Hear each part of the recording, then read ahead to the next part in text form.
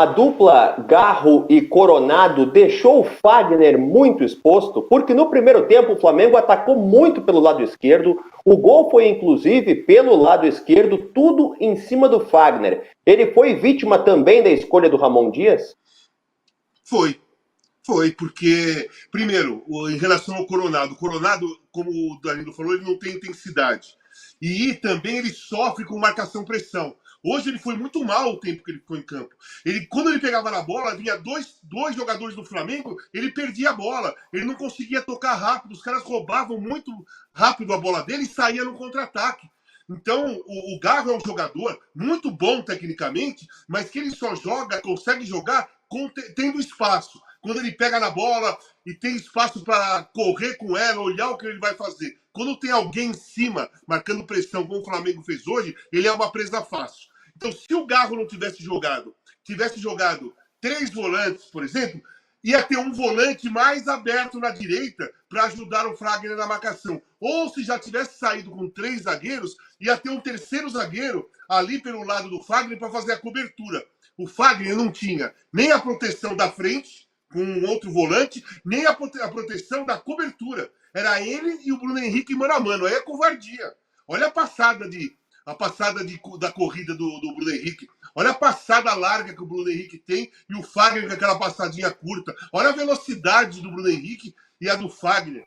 Né? É completamente fora do normal. O Fagner sempre sofreu com o Bruno Henrique.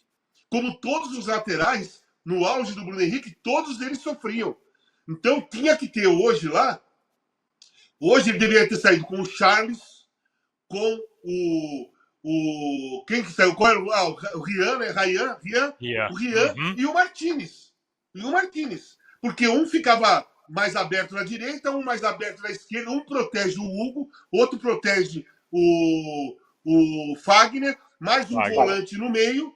Né? E quando o adversário ataca pelo meio, você encolhe, você fica com 4 caras ali no meio, fica com 3 na frente da defesa. E o cara para fazer a cobertura. Ou 3 zagueiros para ter a cobertura por trás. Então o Fagner ficou exposto. E não é, por exemplo, o Fagner não é nenhum cara jovem, né? Já faz tempo que o Fagner está sofrendo para marcar jogadores rápidos, né? Ele já chega atrasado. Domingo ele fez um pênalti porque chegou atrasado e foi expulso. Enfim, deixar o Fagner mano a mano com o Bruno Henrique, ou se fosse o Michael também, ele não ia conseguir marcar ninguém. Tinha que ter uma proteção ali. O Fagner ficou vulnerável, sim.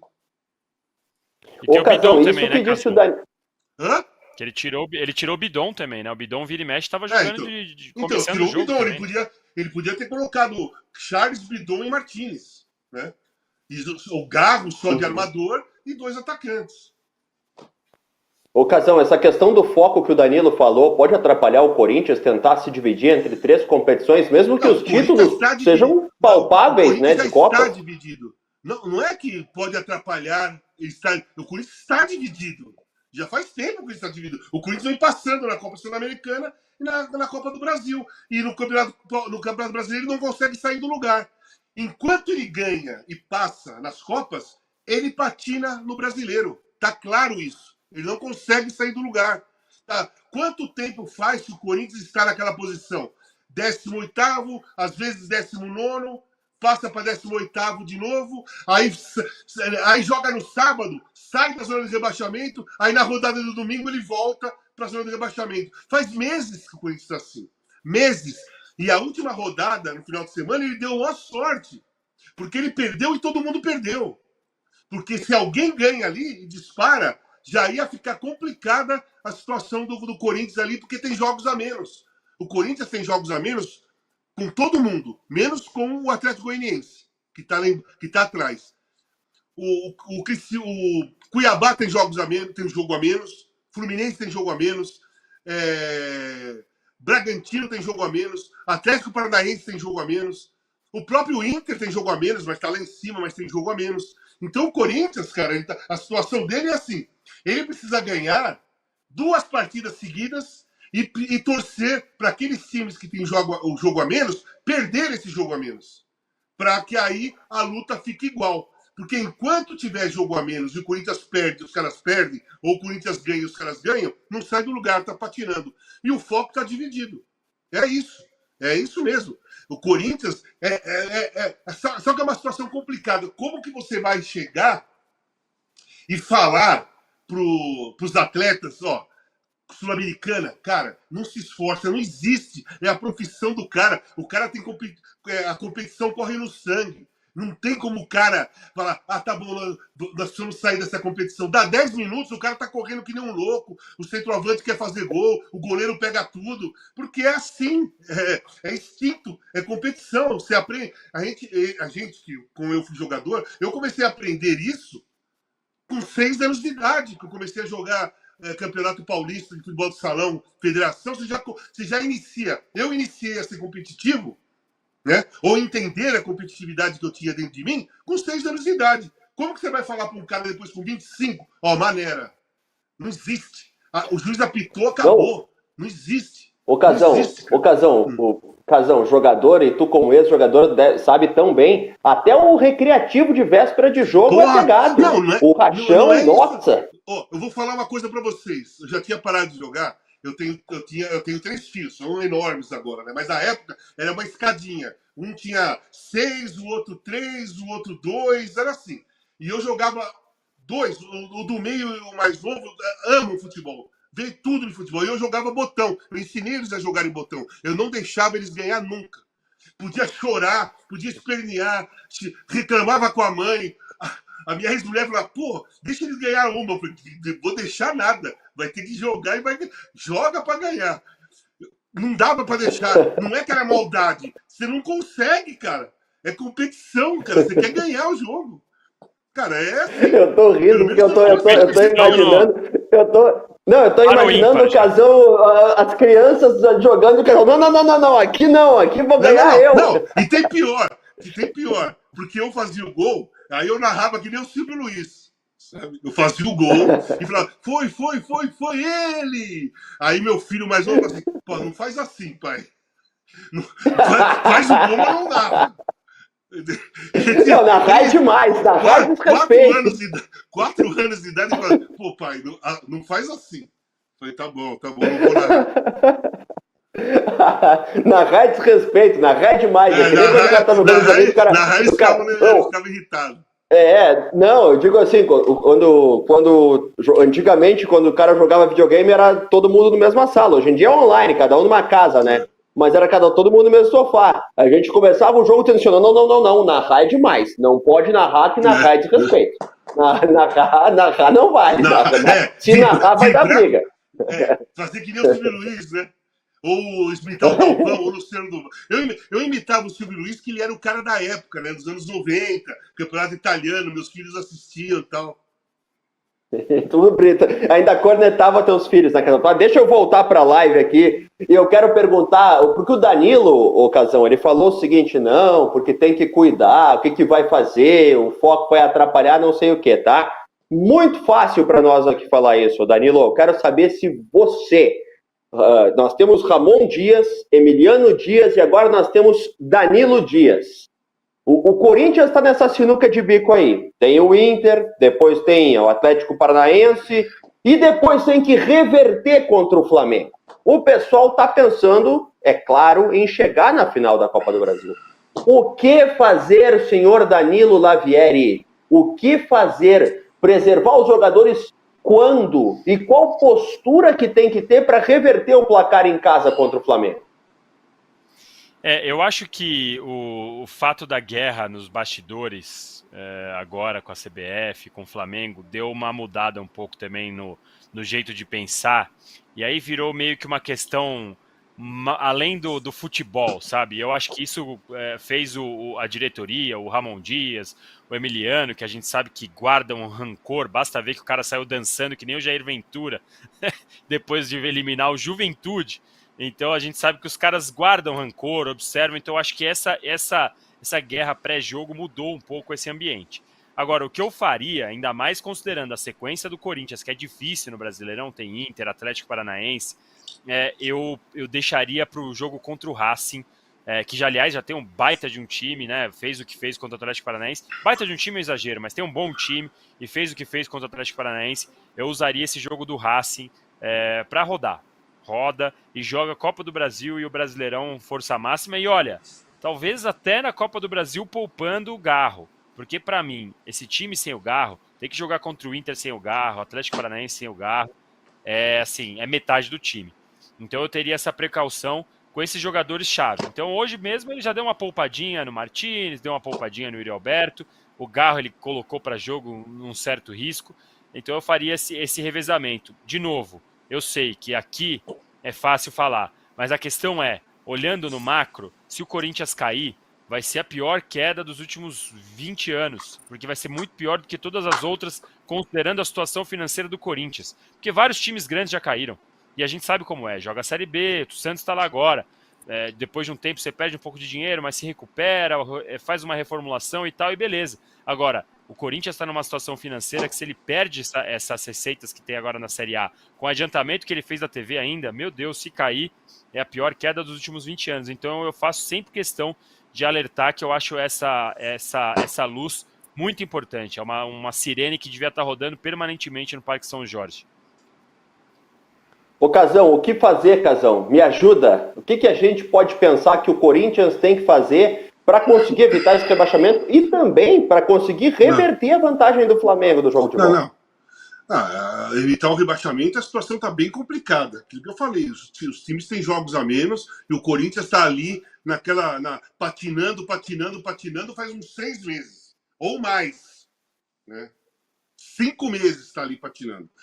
Na Copa do Brasil, eu acho que o Corinthians tem grandes chances de passar o Flamengo na Copa do Brasil, jogando lá na Arena. Porque o que aconteceu hoje com o Corinthians no Maracanã vai acontecer com o Flamengo lá na Arena.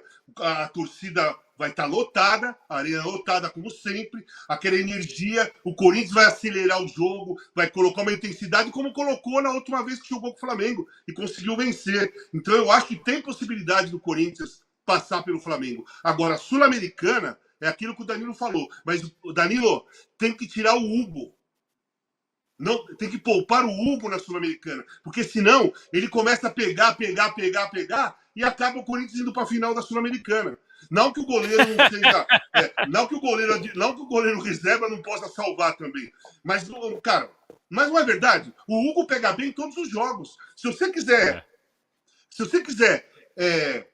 sem forçar, ser eliminado da Sul-Americana, poupa a maioria dos jogadores, tira o Hugo do gol, põe um outro goleiro para jogar, que o risco de você perder de 2, 3-0 é grande. Agora, hoje, por exemplo, o Corinthians poderia ter perdido de 4 ou 5. Não aconteceu por causa do Hugo. O Corinthians já poderia estar rebaixado, cara, se não fosse o Hugo. Nesses jogos todos que aconteceu até agora. O Hugo está fazendo a mesma coisa que o Cássio fez por 3 anos. O Corinthians não caiu nos anos anteriores por causa do Cássio. E agora é por causa do Hugo. Então eu acho que a Sul-Americana, na minha visão, é aquela que está demais na história. É aquela que está atrapalhando todo o negócio. Aquela que não é que está atrapalhando, aquela que está dificultando mais ainda para o Corinthians tentar fugir do rebaixamento. O Corinthians precisa das semanas de folga. Da semana de folga. Só que agora, ô Danilo, não vai fazer diferença nenhuma se o Corinthians classificar ou não. Porque aí afinal é um jogo só. O Corinthians já tinha que ter caído fora da Sul-Americana antes para ter mais 2 meios de semanas livres. Nas 2 semanas que ia jogar com o Racing, ter livre a semana. Agora, cara, tanto faz. Se passar ou não passar, não vai mudar nada. O tempo vai ser o mesmo. Não tem mais verdade. Jeito. Aqui no... Não tem mais jeito. Não tem mais jeito. É verdade. Fazer? Aqui no chat da live, a Tatiana Ribeiro mandou que o Flamengo amassou o Corinthians. O Marcelo Ravelli mandou o seguinte para ti, Danilo. Olha, que preconceito com o Juventude, hein, Barbinha? Que preconceito com o Juventude quando você falou do Jair Ventura. E o Igão mandou que estaremos na Recopa, Casão, falando sobre uma possibilidade de vencer a Sul-Americana, né? Que colocaria o Corinthians na Recopa do ano seguinte. Siga mas a Sul-Americana é mais difícil. A Sul-Americana é mais difícil. E paga menos também, né? Essa situação. Hã? E paga menos também. Se você for ter que priorizar para ganhar mais dinheiro, porque o Corinthians precisa de cada centavo, a Copa do Brasil paga muito mais também do que a Sul-Americana. Acho que é quase 2 vezes o que paga a Sul-Americana também. O Emerson Dorcínio mandou que o Hugo Souza é o futuro goleiro da seleção brasileira. Lembrando que para o Hugo Souza participar do jogo de hoje, o Corinthians pagou 500 mil para o Flamengo. Afinal, ele é do Flamengo e está emprestado ao Corinthians. Então vai fazer esse pagamento, melhor dizendo. Já foi 1 milhão. Então. Porque teve que pagar 500 mil também quando foi o brasileiro. Então já tem 1 milhão. Já vai 1 milhão pago. E vai ter que pagar mais, é verdade, vai ter que pagar mais 500. O Casão, a gente falava sobre tira esse, você sugeriu que tire o Hugo Souza para sair da Sul-Americana, né? Não, eu já mudei de ideia. Eu já mudei de ideia, mano. Não faz diferença. Não adianta mais. Sair agora. Não faz mais diferença sair agora. Já tinha que ter saído nas oitavas, nas quartas. Tinha que ter saído nas quartas. Aí você não jogaria a semi. Já tá na semi, agora não muda nada. O que vai mudar? Eu ia dar uma sugestão e lembrar um lance que eu aposto que vai te irritar na condição de centroavante ou ex-centroavante daqueles que sabia fazer gol. O lance que o Héctor Hernandes teve na cara do gol, que preferiu tentar 2 dribles, meio que se enrolou com a bola, chutou em cima da defesa do Flamengo, perdendo aquele lance. Se tem que tirar uns, tem que botar outros para perder. Por exemplo, o Héctor Hernandes. O que tu achaste da opção do Ramon Dias por ele e não o Yuri Alberto, Casão? Então, eu não sei. Talvez para dar rodagem pro cara, para tentar recuperar fisicamente o jogador, para ser importante nessa reta final. Porque o Yuri Alberto tá voando fisicamente. Né? Fisicamente, o Yuri Alberto tá voando. Ali, ficou muito claro naquela jogada a lentidão dele. Ele foi lento na jogada, por isso que enrolou.